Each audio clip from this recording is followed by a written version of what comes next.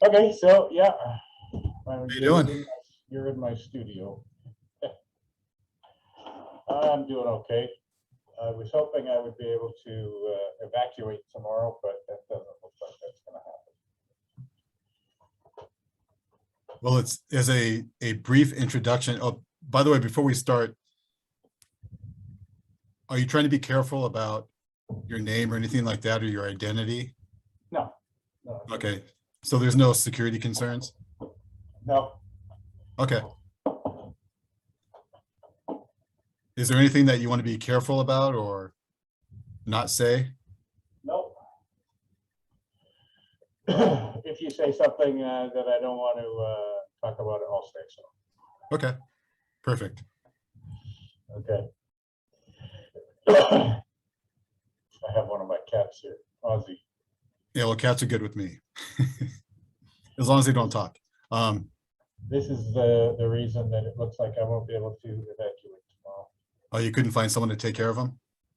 Well, no, I couldn't find somebody to help me with them, to take them to the train station and help me out at the train station. Do you have a way to boost your audio? Because you're a little bit low. Just a second. Let's see.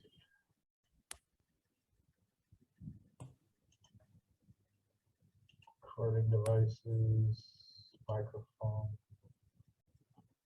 properties.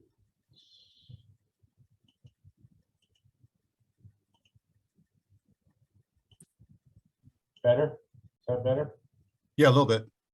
Hang on. How's that? Let me try something. Let me try headphones on my end too. That's set at 100%. Yeah, mine's at 100% too.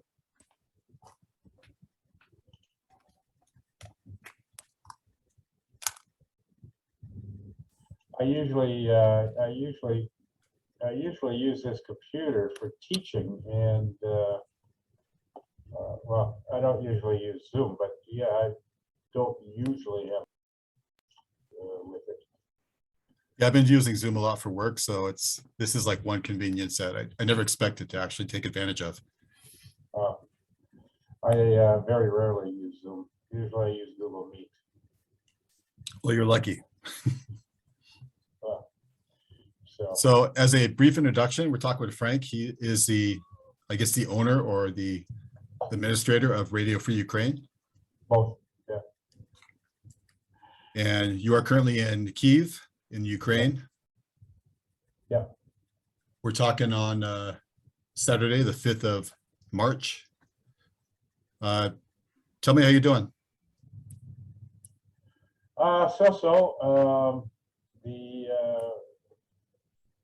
The first few days, the situation was kind of bad. There's an ATV, which is a chain of supermarkets near me, like 2-minute walk. And they were actually causing panic buying. They were, there was like a 1-hour lineup outside the store. Once you got in the store, most of the shelves were empty. And they were restricting purchases and stuff. So people were, of course, panicking, like, oh my God, we're out of food. And it turned out that ATV decided that they would keep some key stores open and fully stocked and close all the rest. And they didn't tell anybody. So my local store was one of the ones that they closed. And the last time I was in there, which was the day before it closed, I was buying stuff that I would never normally buy just because it was food and it was the only thing that was there,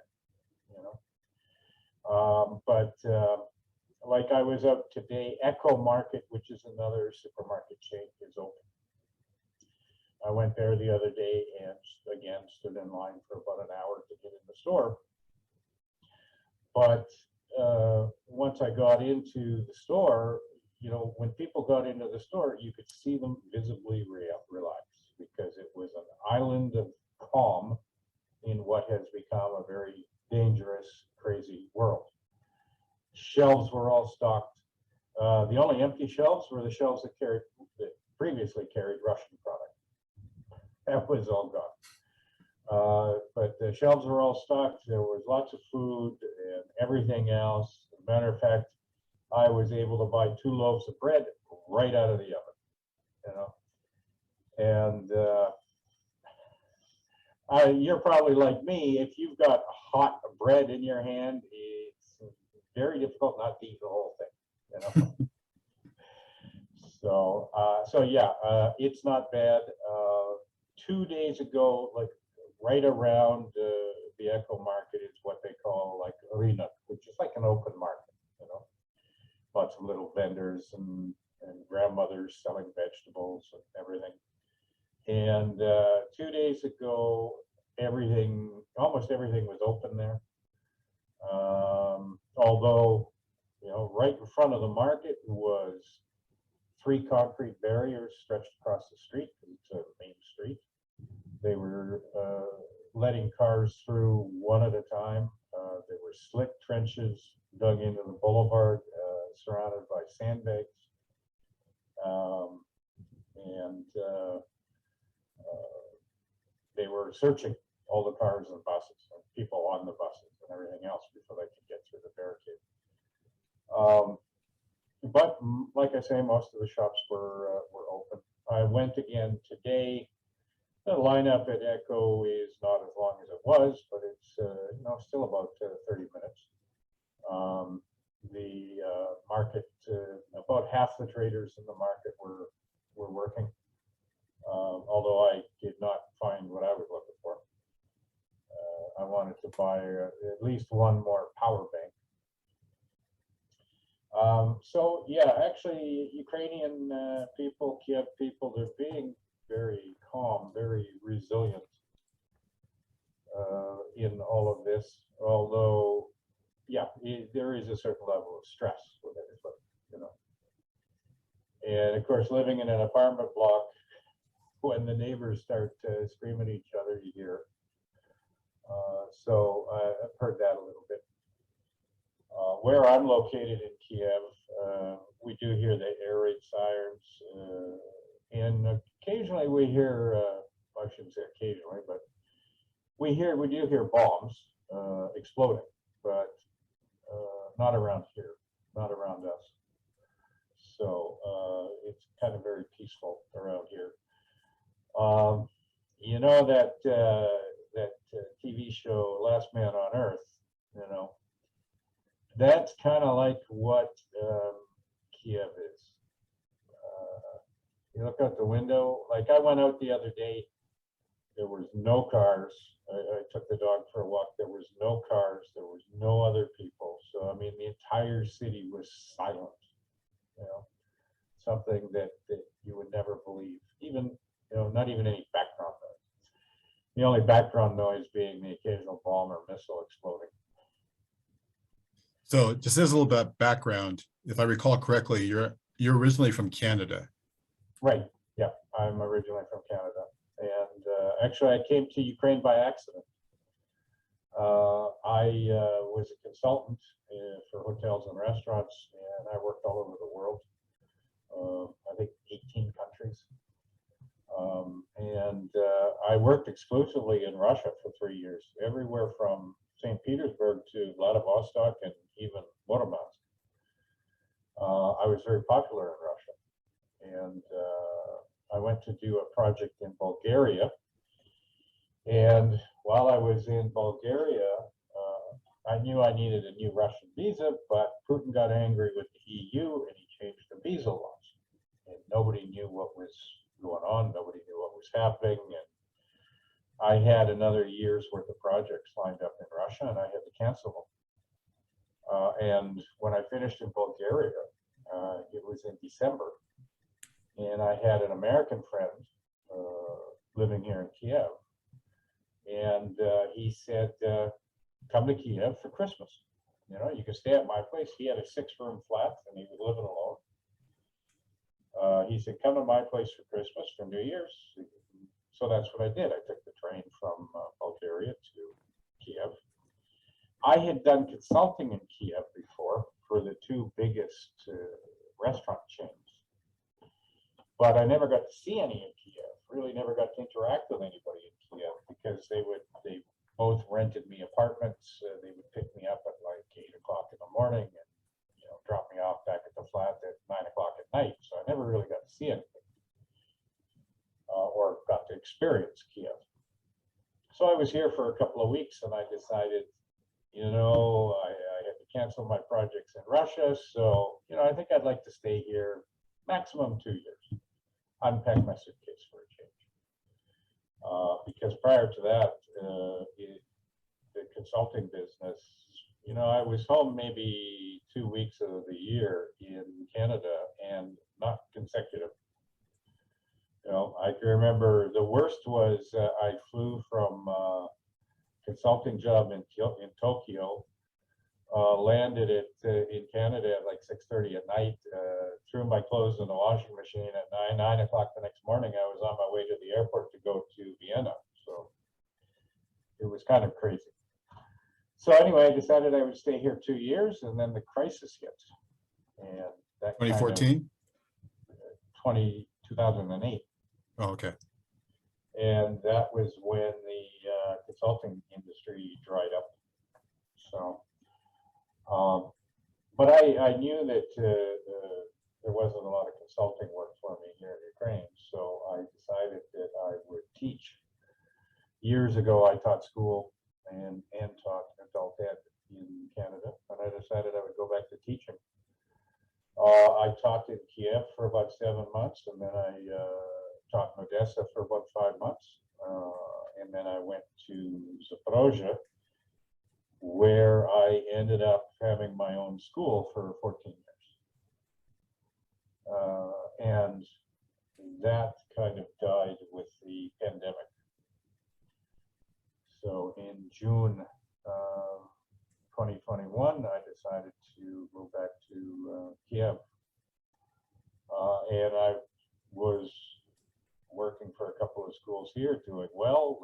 I had started the radio station in 2014 as a response to Russia's attack on Crimea and Donbass. Basically as what it has turned out to be, which is an emergency broadcast system. And so I started that in 2014, and it has just continued on. You can't see here, but like right here is the mail server. Over here is the broadcast computer with all the music. And then right behind me here, this laptop here is for production, working on audio files and so on and so forth. And then there's this computer, and then there's a master computer over here for the network. So it's kind of all compact in one room. How has your connectivity been? It's been good. It was down twice. The first time when they first attacked Kharkiv, which is where there is a huge battle going on even now. So that was right after the start. I guess they must, the company that I use is the best in the country. And it just so happens that their head office is in Kharkiv. And I think what happened was their servers got hit. So it was down for probably about 12 hours, and then they got it back up again. And then yesterday, DNS, a domain name server somewhere, got hit, and the radio stayed connected. All that kind of thing stayed connected, but you could not access websites. And that was for about 12 hours or so. Other areas of Ukraine, are completely out or, partially out. Although, if you have the right phone company, you do always have internet. So I use Vodafone, which is a very popular company here and in Europe. I don't know if they're in the United States, but yeah, they've been very good, and they've done deals with the phone companies in the surrounding countries. So people can go there and they've canceled roaming charges and stuff. So if you go to another country, there's no roaming charges. And in fact, they have stopped taking payment on their phone service. It's free right now.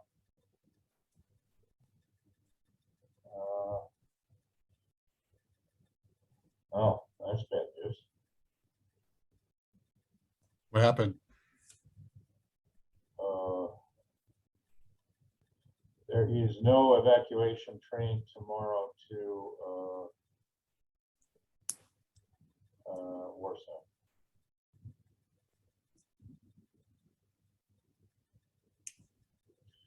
Just got notification from the train company.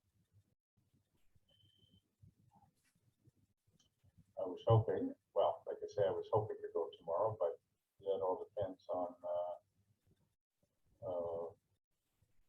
getting help, which doesn't look like that's going to happen. Now there's no train. Hopefully there'll be one maybe on Sunday or on, what day is today? Today is Saturday. See, I lost track of days. Well, Saturday, yeah, it's Saturday night to you, correct? Anyway, you know, it's a terrible war. There's lots of people dying, not just Russian soldiers and Ukrainian soldiers. They're attacking apartment buildings and everything else. Of course, Russian propaganda says they're not, but, you know, video says they are. There are a couple of funny stories in all of this. I was just reading just before we started the interview. In Kyiv, while a tank troop, Russian tank troop, was sitting around a fire eating, Ukrainian soldiers snuck up on them and stole their tanks. And yesterday, Russians in a Rosneft tanker full of gas and diesel fuel. I mean, like a big, you know, the big highway tankers. They stopped at a village near Kyiv and went into a store to loot the store. And while they were in the store, two civilians climbed into the semi-truck and drove away with it and drove it to the Ukrainian army and gave them all the fuel. Nice little gift. And then there was another one tonight, a woman looking out of her apartment. She was on the balcony of her apartment here in Kyiv. A Russian drone went flying by. She threw a jar of pickles at it and hit it and brought it down.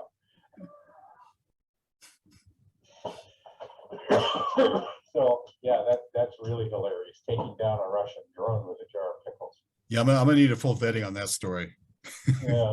So no, there's pictures and everything else on Facebook. But yeah, anyway, usually at this time of night, there's an air raid siren about every 5 minutes. First, there's an air raid siren, like a warning, and then maybe 10 minutes later, 15 minutes later, there'll be the all clear. Around 5 o'clock in the morning is when the explosions start, and they last for about a half an hour. And then again at dusk, they start shooting. There'll be 10 or 15 explosions around here. And then the odd explosion, you know, during the day. But, you know, it's funny, back home, fireworks are not, are illegal, you know. So, of course, when I first started working in Russia and then again in Ukraine, I would hear fireworks and I would panic. Okay. But you become desensitized to it. So now, even when there's a bomb blast, I just kind of ignore it. I'm desensitized to it. The only one that made me nervous was in the first day when actually my windows rattled. It was that close. So anyway, what do you want to ask me? So I'm assuming you have no family in the area. It's just you, correct? Yeah, and because I moved from, I was 14 years in Zaporozhye, and then I moved to Kyiv. All of my friends are in Zaporozhye. So, yeah, no friends and no family here. And what are the plans for the station itself? Well, if I am going to evacuate, I will pull all the hard drives and pack them up, and I'll have to buy new computers and everything, but get it up and running somewhere else.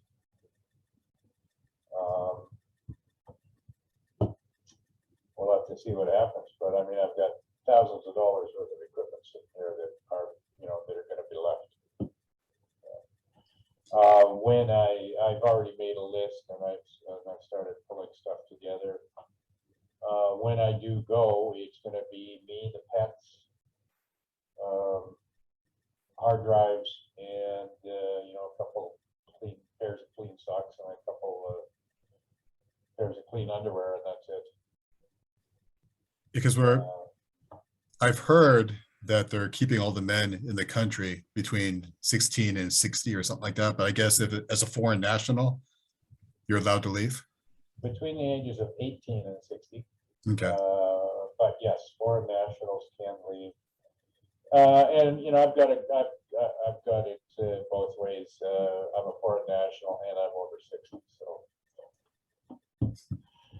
so yeah, I have no problem leaving if I can get on a train. And a lot of the people that I know have already evacuated either to Ivano-Frankivsk region, which is in Carpathia, or to other countries. A couple have gone to Hungary, a couple have gone to Moldova, most have gone to Poland. So I guess the train station is kind of a madhouse. 10,000 people trying to get on a train all at once. And Ukravnitsa, which is the National Railway Company, I got to tell you, they've done a hell of a good job. They have evacuated almost 1.3 million people, and the trains just are not stopping. The train tracks near the town of Irpin, which is 20 kilometers outside of Kyiv, where I used to work until the end of January.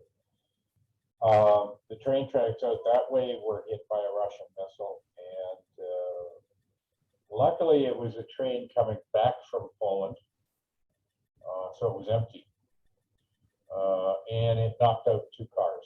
Two cars went off the track, that's all.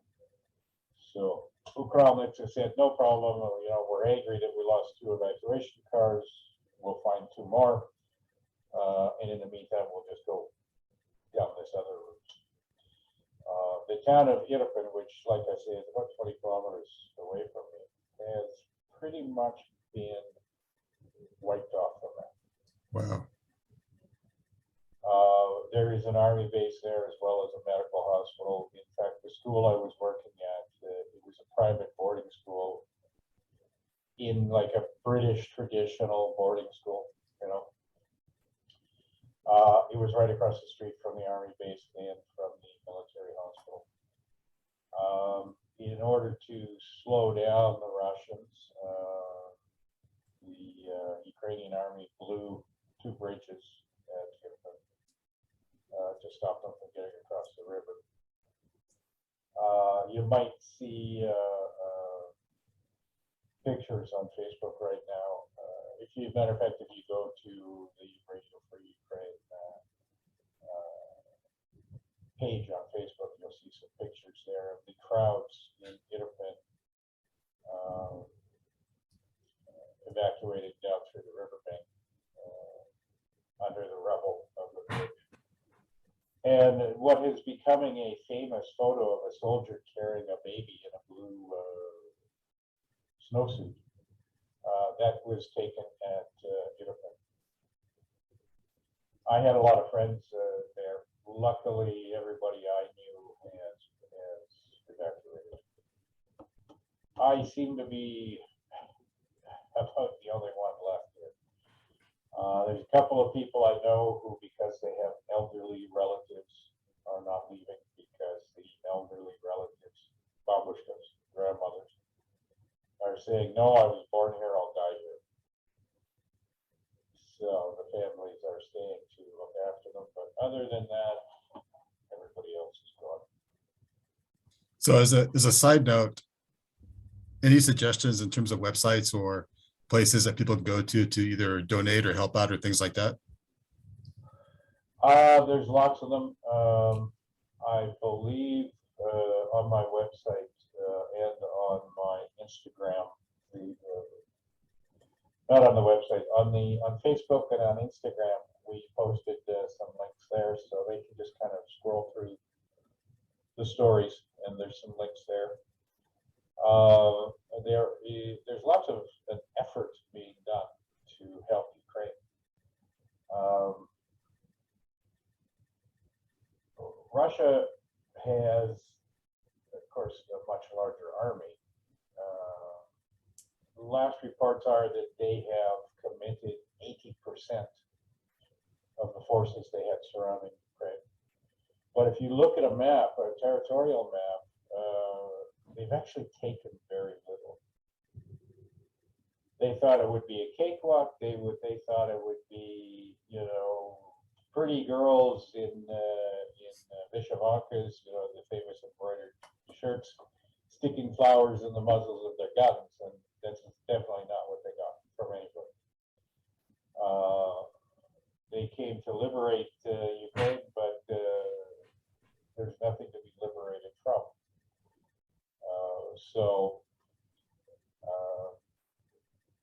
Yeah, there's been lots of support. What do you call it? Ashton Kutcher and Mila Kunis started a fund, and within hours they raised $30 million to help Ukraine. And just about 2 hours ago, Remington announced that they are giving over 1 million pieces of ammunition to Ukraine. Something that your listeners might want to keep in mind, Coca-Cola, Burger King, and McDonald's. Well, Coca-Cola and McDonald's have shut down in Ukraine. Burger King is not in Ukraine. They were supposed to be opening a year ago, and they never did. But all three of them are continuing to operate in Russia, and all three of them have said we are not going to leave the Russian market. So I would say boycott Coca-Cola, Burger King, and McDonald's. And as a matter of fact, the supermarkets here, they pulled all Coke products off of their shelves and told the distributors, come and get it, and if you don't want it, it's going in the toilet. So they've lost, they've lost the entire Ukrainian market, pretty much.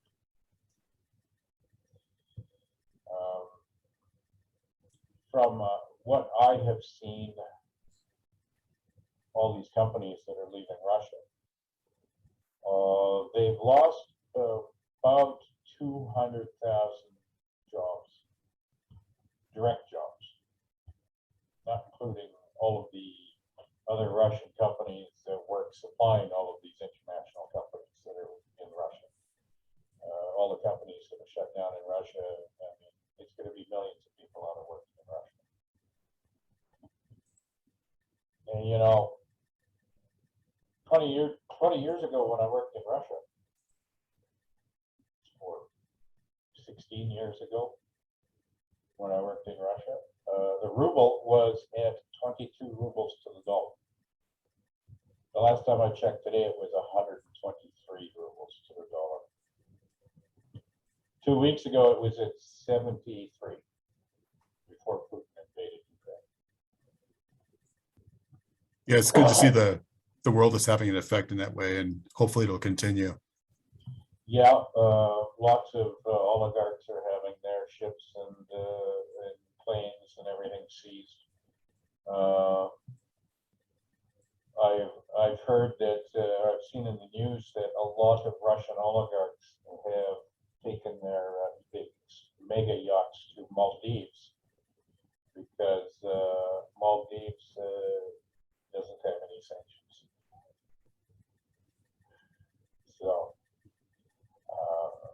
but everywhere else, you know, the world is certainly supporting Ukraine. Very much so. What we do need, though, we do need a no-fly zone over the country. I think everybody was kind of scared when Russia took Chernobyl.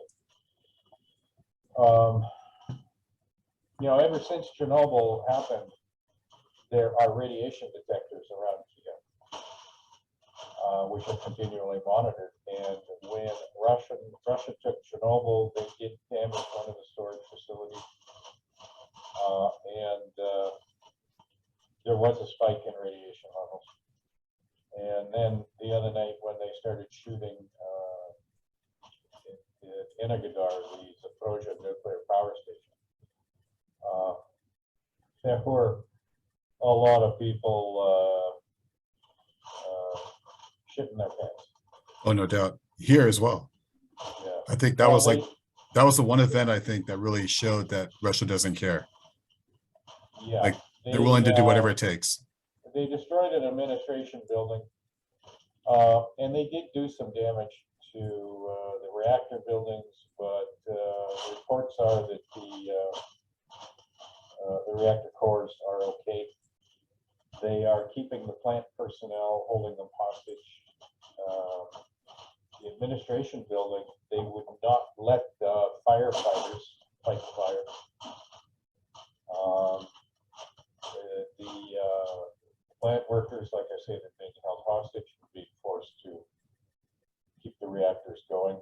All 6 of the active reactors were going, and 5 of them were scrammed right before Russia got there. So luckily, there is only 1 reactor that is in operation right now. And if I understand correctly, that's the source of most of the power in Ukraine. 20% of the power of Ukraine. Oh, just 20. Okay. Just 20% from one place. Right. It's the largest nuclear facility, nuclear power facility in Europe. And all 6 reactors, like I say, were working before Russia attacked. So.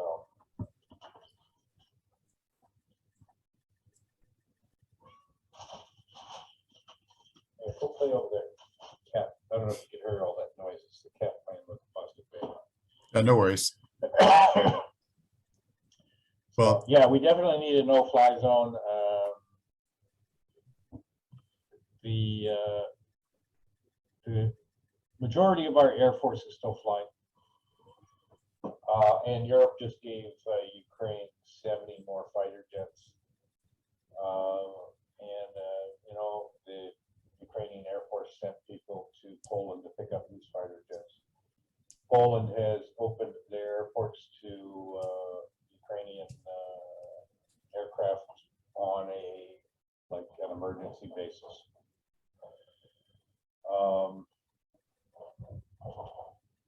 But yeah, I mean, and Russia has sustained heavy losses, but there's still a hell of a lot more than them than there are of us. Almost at this point about 10%. It depends on what figures you believe. Reported figures were they had anywhere from 120 to 190,000 troops surrounding Ukraine, and about 12,000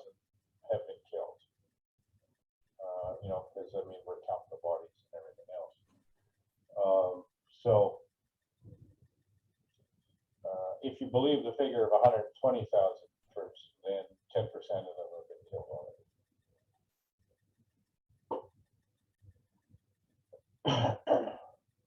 Well, above all else, stay safe. And hopefully safe travels out of the country when you do manage to get on a train. If I do manage to get on a train, yeah. I was, like I said, I was planning to go tomorrow, and then seeing this notice just now from Oakland so that there's no train tomorrow is bringing the stress level up just a little bit. So, and our elevators in the building here have not been working all week. I live on the 7th floor. So I'm limiting the dog to walks for once a day. I'll tell you a funny story. I went out with the dog. I have my extension cords are all the power bars with the switches on them, right? Well, took the dog for a walk today. We were out for about an hour, and when I came back, my laptop in the living room and my big screen TV and Alexa were not working. So I sat here in the dark, and I was, sending some messages using my phone, like, oh, I have no electricity. So then I thought, I'll turn on the light switch, because then when the lights come on, I'll know that the electricity is back.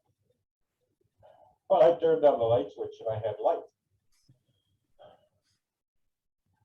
And I'm like, what the hell? And then I'm pressing the button on my laptop. It's not turning on. The TV's not on. Alexa's not on. And I'm like, what's going on? So then I started searching around, and one of the cats had hit the button on the power bar. So I had electricity all along. I just didn't have electricity on that extension cord. The Russian mole. That's the second time they've done it too. And I moved into this flat just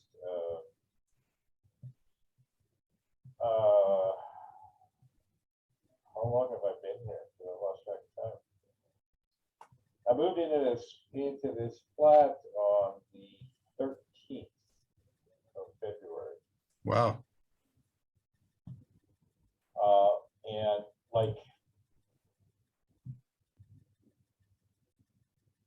it wasn't until the 24th when Russia attacked that I finished unpacking.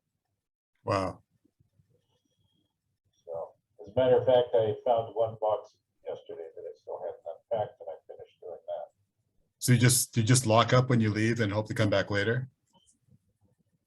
I mean, when I leave during the day, or when I evacuate? When you evacuate. No, I will lock up when I leave, and that will be it.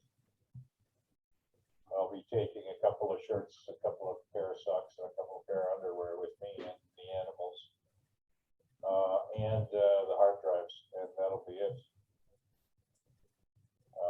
So if and when what I was hoping was to get to Warsaw, and then from Warsaw get to Canada. Once I get there, I'm going to have to find a job and make some money and buy computers to get the station back up and running. So we'll have to see what happens. Well, keep me abreast of what's going on with you.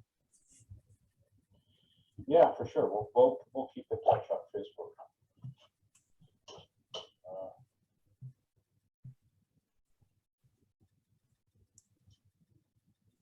Let's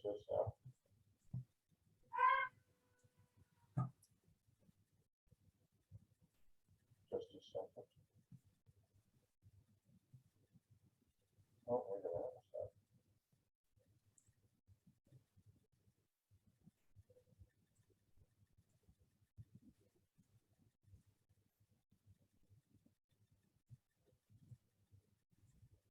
Yeah, okay. I wish I'd been able to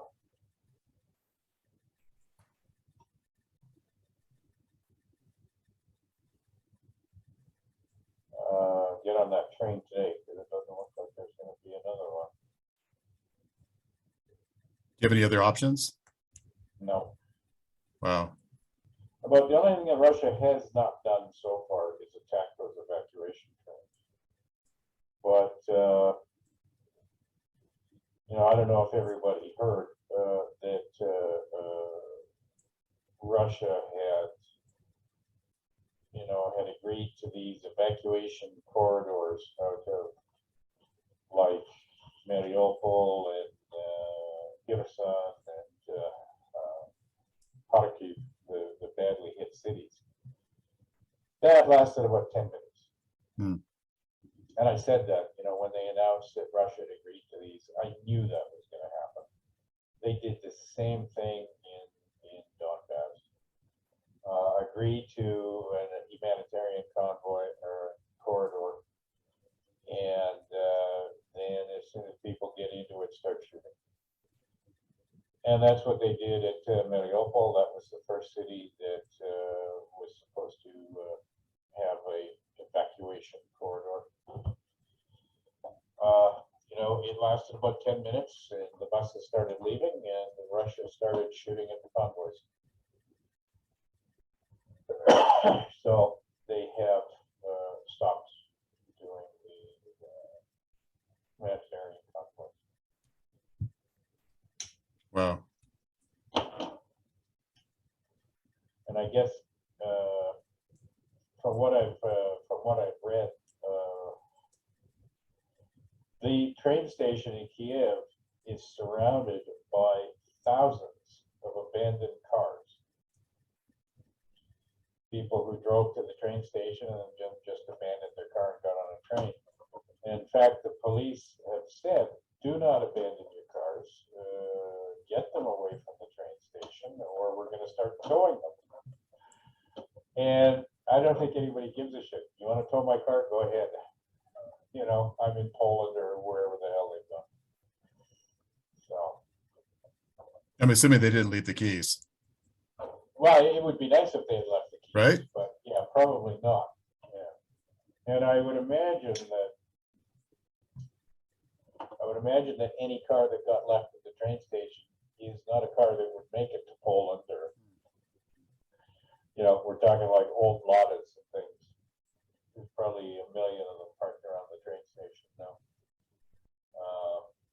And I heard that from any area of the city, because of roadblocks and stuff, it will take 4 to 6 hours just to get to the train station, just to drive to the train station. So I was looking at, and of course we have curfew from 8 p.m. to 8 a.m. I was looking at, you know, leaving here shortly after 8 in the morning, because I thought, well, we'd be lucky if we got to the train station at 12, and then hopefully be able to get on the train at 6:30. But now Sunday there's no train. I'll have to keep an eye on that and see when the next train to Warsaw is, and try to make sure I'm on it. I don't know how. You know, I've had a few people say, oh, leave the pets. Well, my pets are all house pets. You know, they've never been street pets. They wouldn't know how to survive in the street. And my dog, he's 13 years old, and he's starting to go blind. He would probably get hit by a car within the first 10 minutes, you know. So. These are little things that most people don't think about when you think evacuation. Yeah. Yeah, what do we do with our pets? And I'm a member of some rescue groups on Facebook, and it's kind of amazing. People are just like leaving their pets. Like, unbelievable. There was yesterday in Zaporozhye, at one of the parks in Zaporozhye, somebody left their dog, purebred husky, female, sterilized, with all papers, you know, all their papers, all their documents, international passports, everything, strapped to their harness, put a muzzle on the dog, and left it tied to a tree. Anybody that wants it can have it. Wow. And that's just kind of happening all over the country. And the animal rescue groups, animal rescue shelters are begging for food because just so many pets have been brought into them. One animal rescue shelter was actually bombed by the Russians. Killed all the animals. I think they said there was 3 dogs left alive.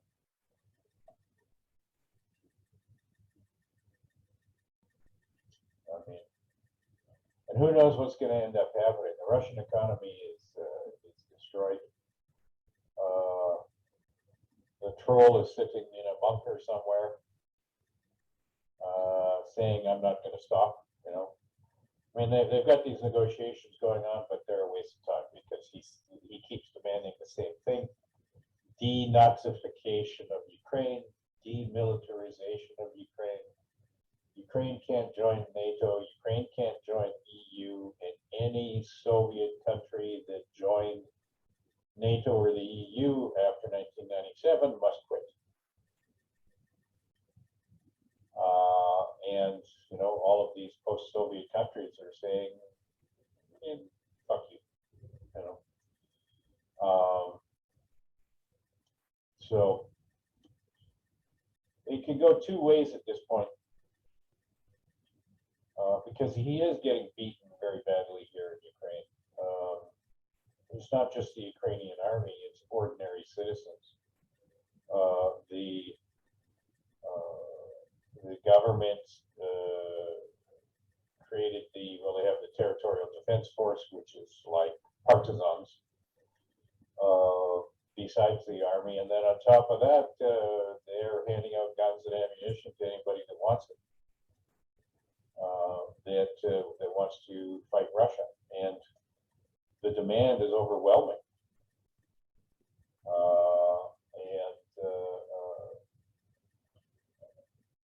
So, like I say, it can go 2 ways. Either Putin backs off and pulls out of Ukraine, maybe tries to keep some of the territory that he has seized, like he did in Donbass. So that's one option. The other option is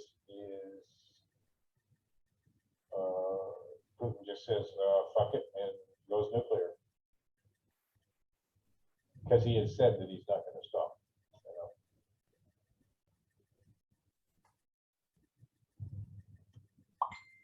Yeah, I think it's hard for most of us here in the US to even imagine what it's like there.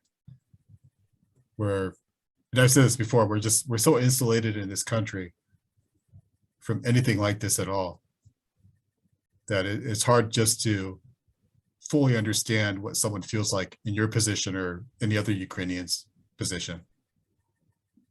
Yeah, I saw some pretty horrific pictures yesterday. Here in Kyiv, they shot at an apartment building,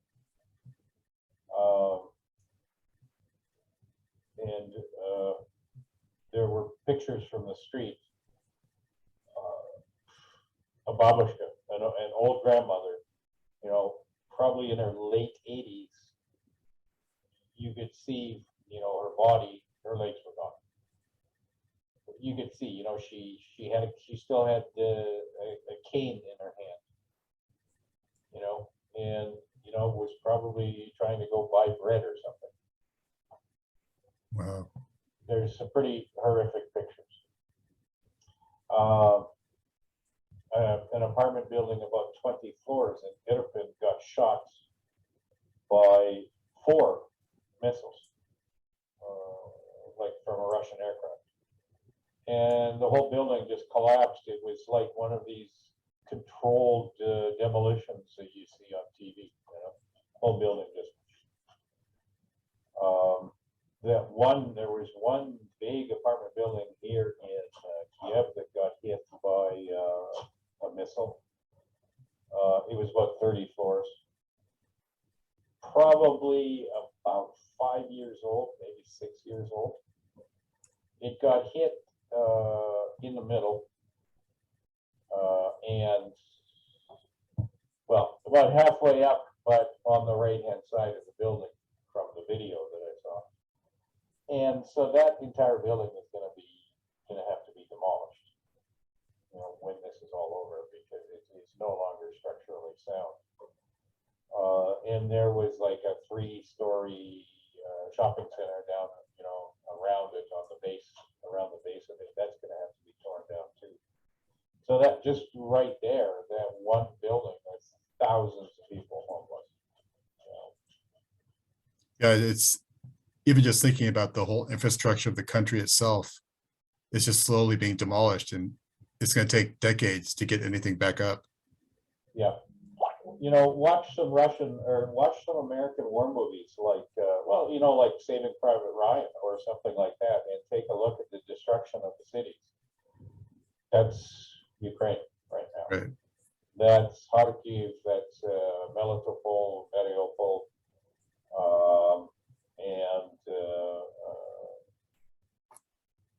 Kherson. And it's just going to get worse. And like I say, Irpin is virtually gone. It was a very beautiful little city, lots of pine forests, and you know, everything there is pretty much gone. So, and as I said in a post on my page on Facebook and on Instagram, there's all these Russian deniers. Oh, it's not happening. No, no, no, we're saving the country. Well, there was nothing to save the country from.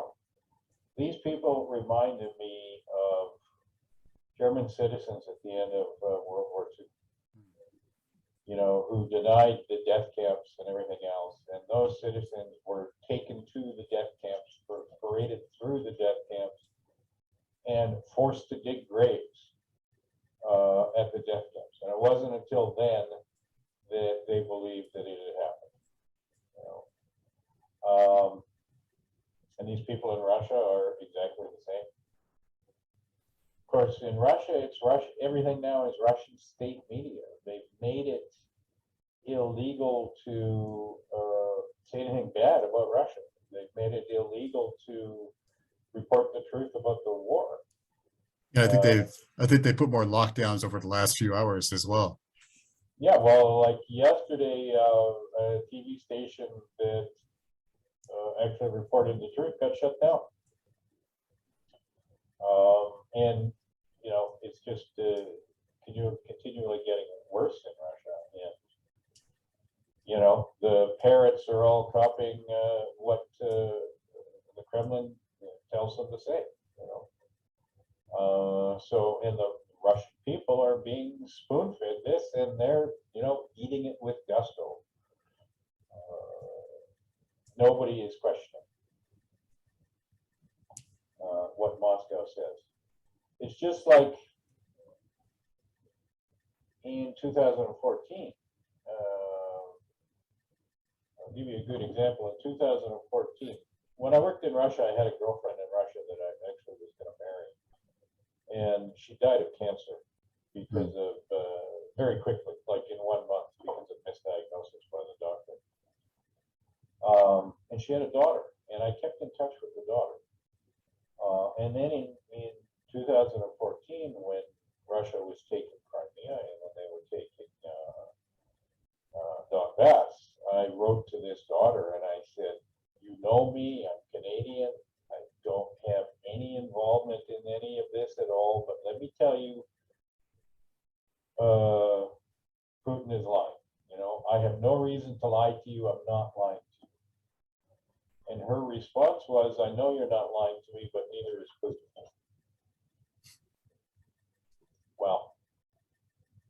if Putin says black and I say white, one of them Someone's is going lying. to be lying.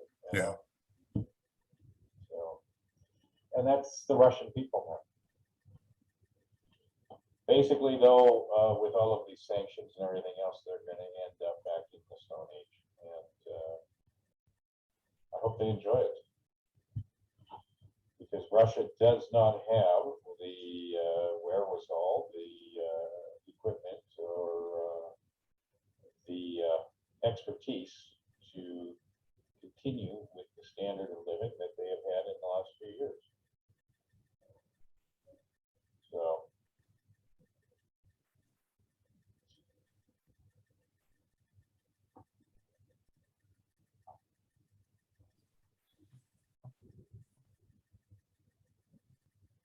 Oh, air raid alert.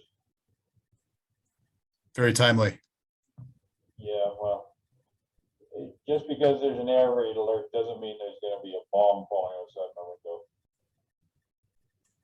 Do you, Although, you know what? If it did, it would always have to be scripted. We're doing an interview. right? So So, do you run to a bomb shelter, or do you just kind of hang out? no, I hang out. I just hang out in my flat here. When it started, of course, the door to the basement was locked. But when it started, they opened the door to the basement, and it's a steel door. It's not a designated bomb shelter, but you know, it's better than nothing. And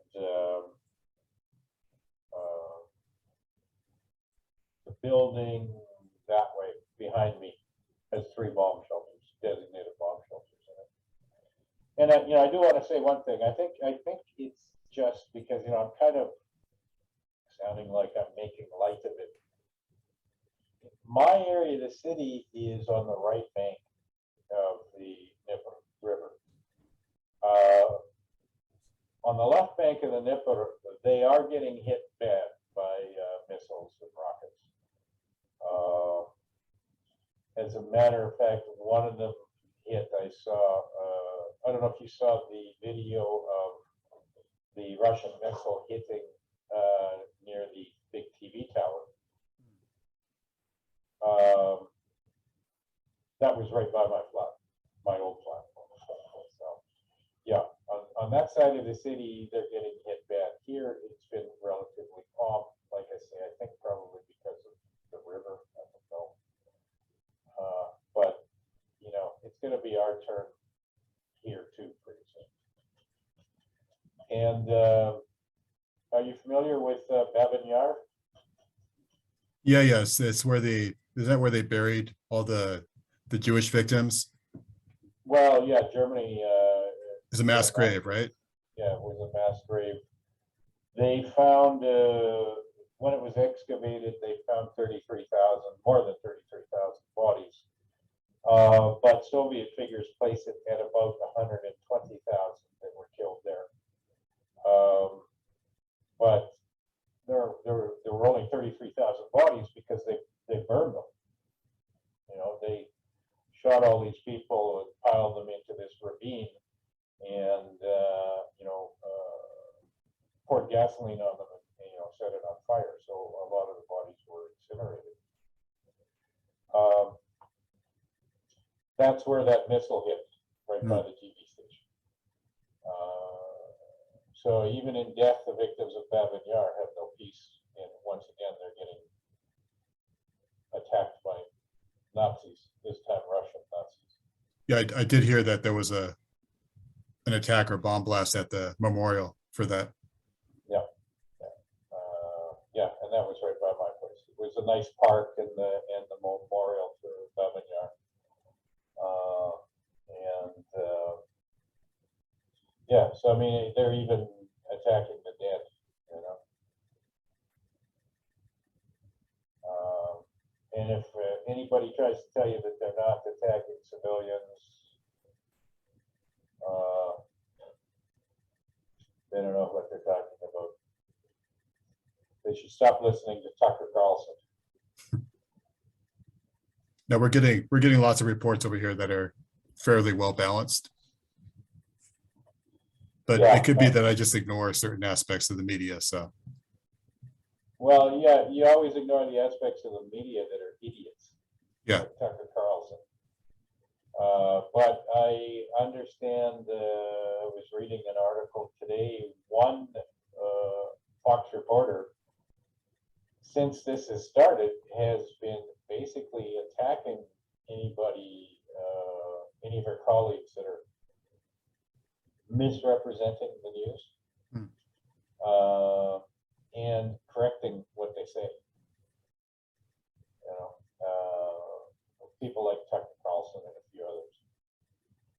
So I can't remember her name though.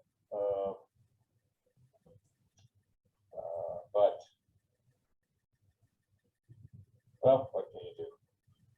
There's always going to be somebody that denies that it happened. always before, after, during. Yeah, hit them over the head with it, and they'll still say, "Oh no, it's just staged. It's a false flag operation, or it's government conspiracy, or it was a movie." You know. Well, no, it's not a movie. It's very real. Right. I have friends that are fighting right now. Thank God, to my knowledge, none of the people I know that are in the army have died. Although I do know a few people that did die in Donbass. Some were killed in the cauldron, and some were killed in the general fighting. I don't know if you know what the cauldron is. It's well known here in Ukraine. Ukraine was winning. Ukraine was beating the so-called separatists in the Donbass. The two eastern provinces.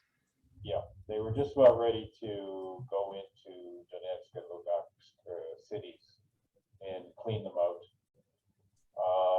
These guys were being supported by Russia, but at that point there were no Russian troops.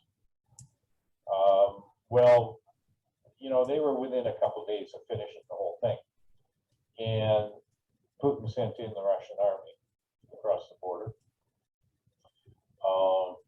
and surrounded the Ukrainian army. As a matter of fact, it was during this and after this that these private battalions started cropping up in Ukraine. What happened was is that they surrounded an army at Ilovaisk and then negotiated a ceasefire and said, drop your weapons and you could go down this highway, you know, safe passage. And as soon as the entire army was on that highway, stretched out without weapons, Russia started shooting. And there were tens of thousands of soldiers killed. There was a graves registry unit still working there right up until just before this started. Still finding bodies from the cauldron. You know, digging up bodies and body parts. So that is actually when these private battalions came up, self-financed private battalions like the Azov Battalion, Donbass Battalion, was to stop Russia. Because at that point, if it wasn't for these private battalions, Russia would have owned Ukraine in 2014. So, and everybody says, "Oh, Azov Battalion, they're all neo-Nazis." Well, no, they're not all neo-Nazis.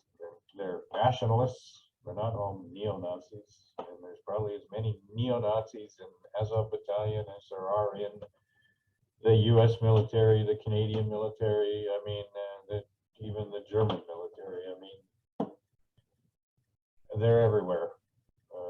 But just because a few guys have swastikas on their arm doesn't mean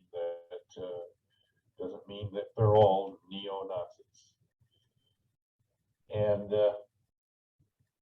can't really say that the Azov battalion are Nazis because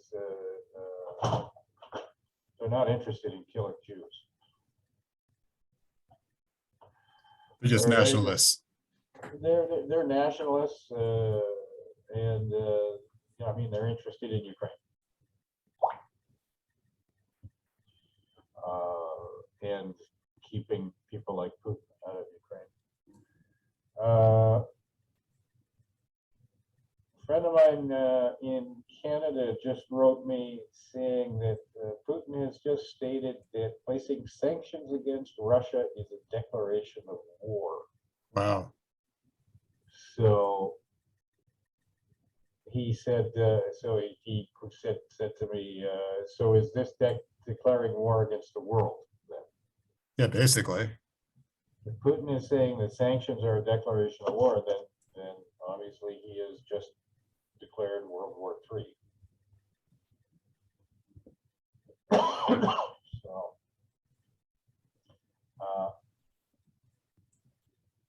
Wow. and by the way, in case you did not hear, 2 Ukrainian politicians who were opposition bloc, which is the political party that supports Putin and always has supported Putin. One of them was arrested yesterday for treason. He was actually going around the city. He's a deputat in the Rada, which is like the Senate. He was actually going around the city yesterday taking pictures of military installations and roadblocks to send to Russia, and he was caught. And then last night, actually, one of the people on the Ukrainian negotiating team, these negotiations between Russia and Ukraine. Right. One of these people, one of these politicians, again from opposition bloc,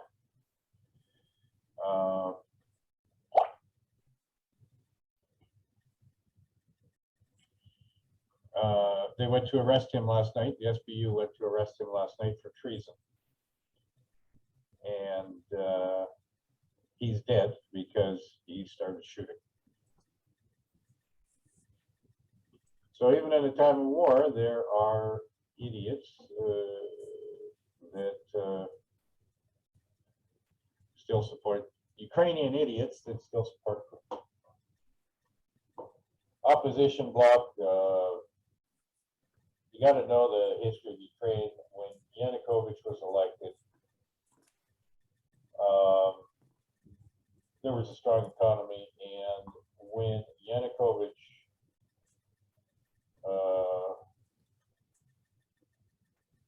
ran away, there was $108,000 American left in the state treasury. Damn. Not enough to pay 1 month's pensions. They stole it all. So yeah, there was ample reason for Maidan and getting rid of Yanukovych, and that was opposition bloc. But they still somehow managed to hang on in politics in Ukraine. Medvedchuk, who is godfather to Putin's children and is a Ukrainian politician, was arrested for treason 3 or 4 months ago and has been under house arrest. Last night he tried to hang himself, and his guards were able to cut him down in time. So he's still alive, although nobody knows where he is, whether he's still under arrest in his house or whether he's, in a hospital somewhere. Well, So just to let you know my plans. I'm hoping to add some of this to the broadcast for Tuesday. yeah, you're definitely going to have to edit it down. Yeah, the sooner before later. Possibly, maybe I'll just try to add the whole thing somewhere. I think it's a really good interview and a lot of good information and insight. Well, you could probably cut out some of the hums and ahs and some of the dead air. But yeah, it's nice talking to somebody from the West. Everybody's writing me. Nobody's wanting to talk to me, you know? Well, it's funny because I've heard several interviews on the radio here in LA. And it's this woman, I guess, who hosts her own radio show. But she sounds like a Valley girl because she's like, oh yeah, when Russian loses, it'll be super cool. I'm just like, how old are you? But she sounds like she's 15. I've not really heard the voice of anyone who's more mature and more insightful. Who? Me? Well, yeah, definitely. Well, I've been here long enough to kind of know the politics and what's been going on around here.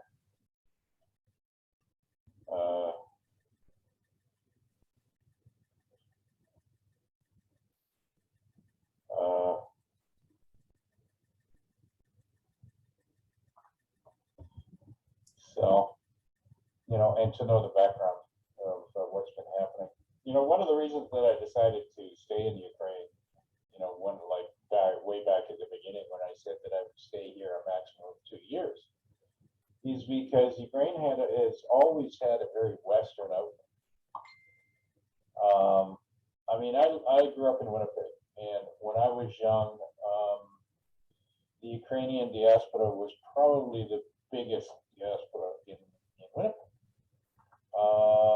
So I grew up with, I guess to a certain extent, some Ukrainian influence, certainly Ukrainian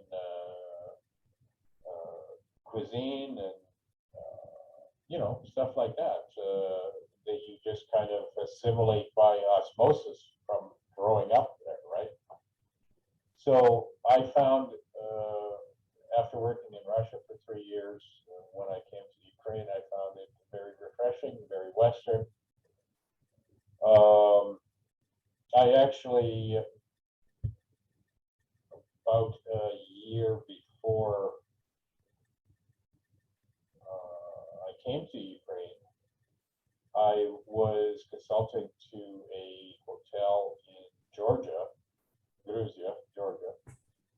and I actually got to cook a state dinner for President Saakashvili and President Yushchenko, and he was very Western, and you know, had a plan. And if Yulia Tymoshenko had not been appointed prime minister, Ukraine would have been part of the EU and part of NATO a long time ago. And quite frankly, all of this boils down to Yulia Tymoshenko. You know, her and Viktor Yushchenko were friends. It was like, yeah, I'm your buddy. I support you. Viktor says, okay, I'll make you prime minister. Yeah. He had a whole agenda laid out, and once she got appointed prime minister, it was, fuck you, I have my own agenda. And her only agenda was attacking her political enemies and her business enemies. And if she had been, there's a law in Ukraine that if five government ministers resign, they have to call an election. 4 government ministers had resigned, and instead of appointing new ones, she took control of those ministries herself. I'm sure there was more than one government minister that was getting paid to sit at home.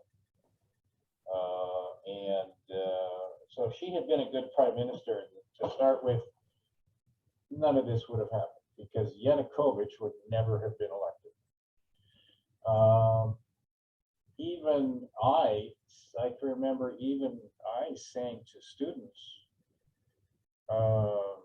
you know, like a room full of 14, 15 students, you should vote for Yanukovych, because, hey, let's face it, he's not going to be as bad as Tymoshenko. Wow, was I wrong? that was a whole different level of corruption. So if she had done what she was supposed to do, Ukraine would be in the EU, it would be in NATO. We would not be having these problems that we're having now. Donbass would have never have happened. Crimea would never have happened. Maidan would never have happened because it would never have been necessary to happen. And Yanukovych would never have been elected. So anyway, that's my 2 cents worth. Well, I'm gonna cut this off. All right, you have a good day. I see the beach behind you, so go enjoy the beach. Yeah, it's my old trip from January to Hawaii. Yeah. Not the most Well, appropriate, but you're in California, so you can't be very far away from the beach. not at all. A couple Well, miles. there you go get some sun for me. On your behalf, yes, sir. Hey, you take care. You Please too. let me know if there's anything I can do for you. Please let me know. All right. Thanks a lot, Charles. Okay, We'll take talk care. to you later. Okay, Bye bye. bye.